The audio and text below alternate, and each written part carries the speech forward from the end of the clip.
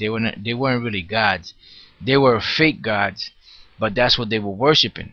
Because a lot of these Israelites back then, they were into these Greek this they were into this Greek mythology and these Roman worship of the pantheon, which the word pantheon means, pan means all, and theon is where you get the word God from, all gods. So they had certain auditoriums or certain gatherings or certain buildings that were dedicated to holding all these different gods. That's where the Roman Catholic Church today gets their inspiration for, to make these buildings and erect all these different gods in there. Because if you figure, if the scriptures say that you're not supposed to have any standing images or any different statues of different gods around you, and you should not supposed to worship them, then why is it that all around the so-called Vatican, Saint Jupiter Square, or they call it Saint Peter's Square, they have the pantheon, the old ancient gods of the different empires, of the Romans, of the Greeks, so on and so forth, and then they have all these different other so-called gods within that church, and all those different images, and they bow down and kiss the feet of Jupiter and all this stuff.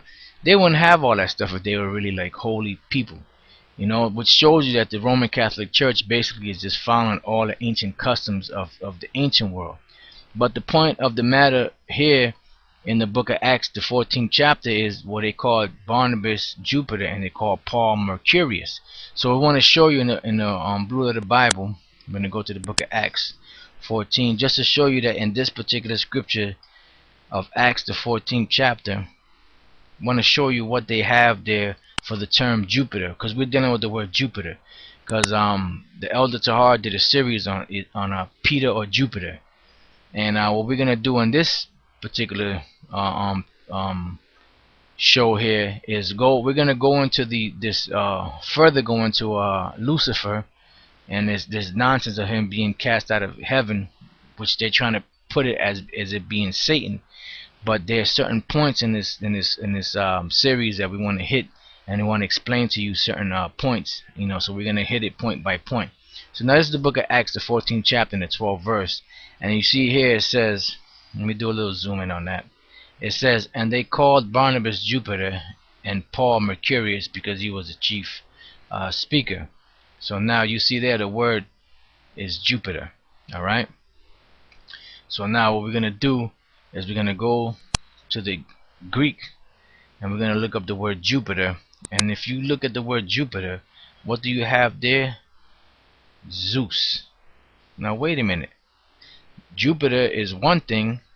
That's the English translation, which basically is the Roman translation, or the Roman god. And then you have Zeus, which is the Greek god. Alright, now when you scroll down, the word Jupiter or Zeus equals father of helps, the national god of the Greeks, and corresponds to the Roman Jupiter. So they tell you basically in here what the deal is. They tell you what it represents. Alright, now let's go back, and we're going to go to the 13th verse, because we hit the 12th verse. We're going to go to the 13th verse to further prove this point. You see the word there, Jupiter, again, and what do you see for Jupiter? Zeus. See, so I'm not making this up. This is Jupiter in the English, which is the Latin form, and then you have the Greek form, which is Zeus. Alright, so now we're going to back on up off of this, and then now we're going to go to the meat of it. Now we're going to go to the book of Acts, same book, the book of Acts, the 19th chapter, right, and the 35th verse. And this is going to even go into it a little deeper, because here in the book of Acts 19:35 it says, and when the town clerk had appeased the people, because there was a big uproar, because Paul was teaching them that the gods that they worship, there's no gods that are worshipped by hands, and that the Most High doesn't dwell in temples made by hands. So the town clerk, because the people was flipping out, because they was avid worshippers of the Queen of Heaven, which at that time was being called Diana, but even prior to that was being called Artemis. She was being called by many different names, the goddess of fertility. So it says that when the town clerk had appeased the people, he said, Ye men of Ephesus, what man is there that knoweth not how that the city of the Ephesians is a worshipper of the great goddess Diana, and of the image which fell down from Jupiter? Now, this is an interesting note, because we're going to go, it says, if which fell down from Jupiter. Now let's look up at this word Jupiter in the Greek here, in Acts 19:35. And if you look at the word there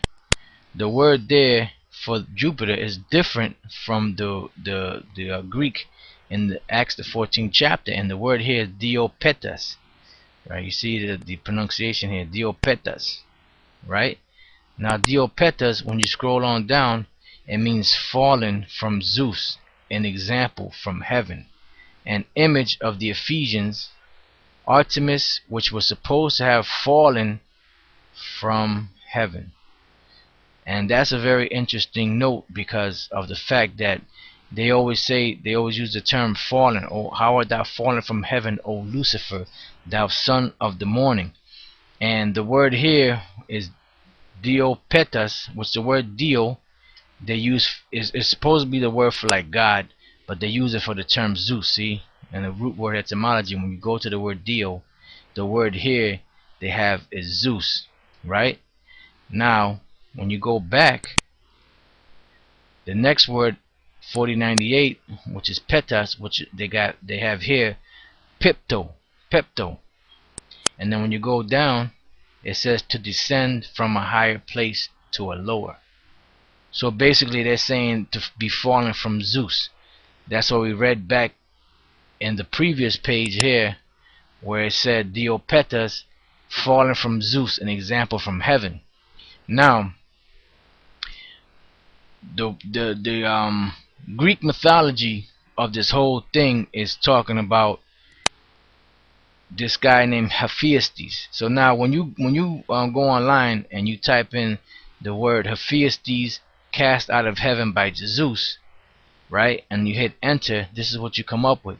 You come up with this page here, and then you go to Hephaestus Greek mythology link, and then you have here Hephaestus, you have his name in the Greek, and this is the Hephaestus. This is supposed to be the Greek metallurgic or the metal worker of the gods, so to speak. All right, and then here it says, let's do a little zoom in on this. Right, it says Hephaestus is the god of the smiths. He discovered the ways of working iron, copper, gold, silver, and everything else which requires fire for working. And then it gives you the birth chain, it gives you all that bullshit. And now here it says falls from heaven during the whole day. Hephaestus was lame in his legs because he fell at sunset after a whole day fall on Lemnos, when Zeus cast him out of heaven. This happened because Hephaestus came to the rescue of Hera when Zeus chained her because of the storm she sent against Heracles, when the latter was at sea. See Lemnos, an island where Hephaestus is particularly worshipped. So basically all this stuff that we've learned today, before we came into the truth about Satan being cast out of heaven and Lucifer and this thing and that thing, basically these are all cunningly devised fables that were used of these different Greek mythologies. And what they were doing is they were incorporating this stuff and using it to further enslave the people mentally through what they call religion. That's what we told you, brother. We did a series we basically did a series on religion to let you know that this is not a religion, it's basically a worship. But the word religion, which means to hold down, keep back, and restrain, was something that was set up to keep down Israel by the Roman Catholic Church, to basically control them, to steal their lands and to steal their property and to steal their money and to keep them in subjection and to keep them in obedience to the Roman Catholic Church. That's why these things were taught, and that's why a lot of these Greek mythologies were kept alive through Latin sayings or Latin words, like the Latin Vulgate through Jerome, because of the fact that that was what they used to control the masses of the people of Israel.